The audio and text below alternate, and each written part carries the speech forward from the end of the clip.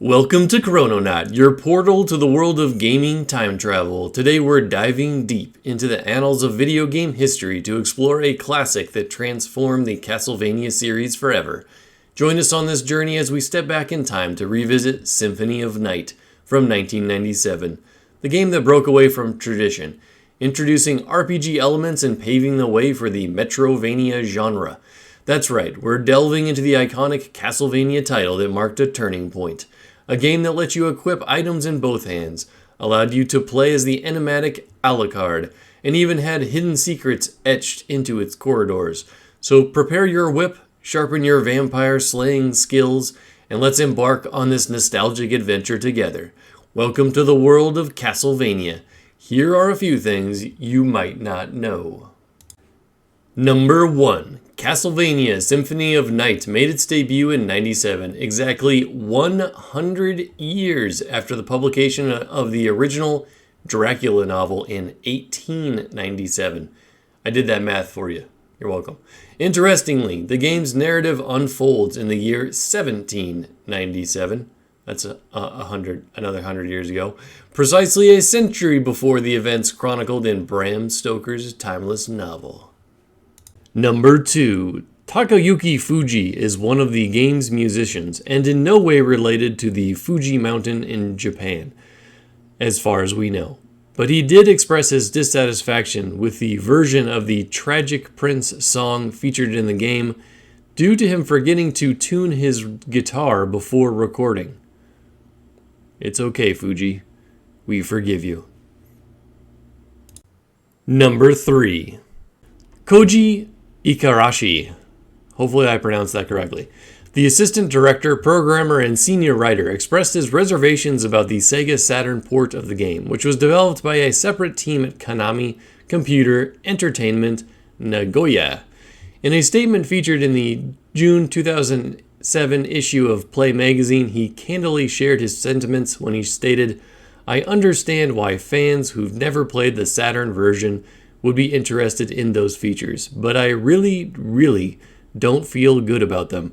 I couldn't put my name on that stuff and present it to Castlevania fans." At least he cares about us. Number 4. The Japanese subtitle of the game translates to Nocturne in the Moonlight, and definitely not A Night at the Roxbury. I mean, why would you even think that? The latter came out in 1998. The game came out in 1997, and the name is in no way similar. I mean, geez. But could you just imagine for a second a movie where Doug and Steve from the movie show up at Castlevania? That would be nuts. Am I right? Number 5. Later Castlevania games deviated from the earlier titles that had a stage-by-stage or linear gameplay format. This new release in 1997 opted instead for a Metroid-inspired gaming experience, which spawned the popular term Metroidvania. This departure also introduced RPG elements such as character leveling, the ability to equip new gear, and item utilization. However, the change was not surprising given the popularity of Metroid games at the time. It's all about making that moolah. Number 6. Re-released for the Sega Saturn, this version included numerous exclusive areas or stages not found in the PlayStation release. Notably, the Saturn edition never saw an official release in North America and was only released in Japan.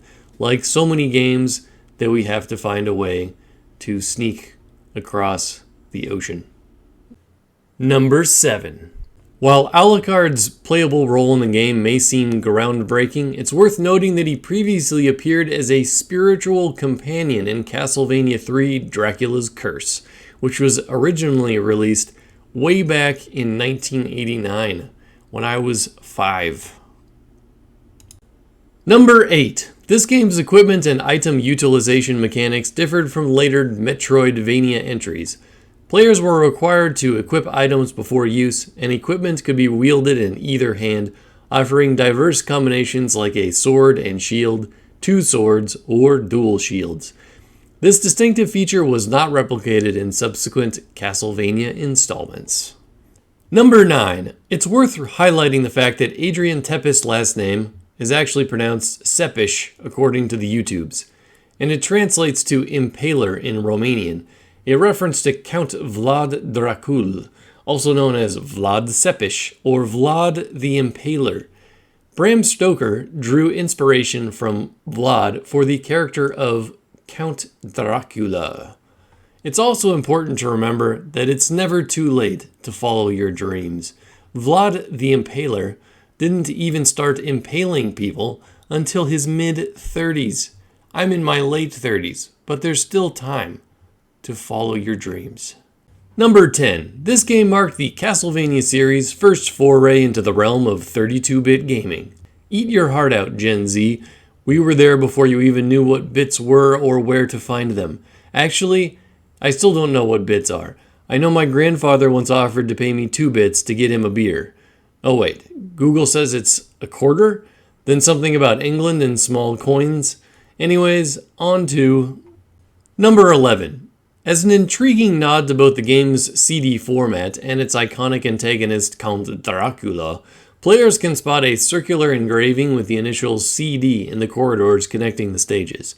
It is surmised that the phrase is there to remind players that CD-based games sometimes require load times. One does wonder what Dracula and Alucard think it means.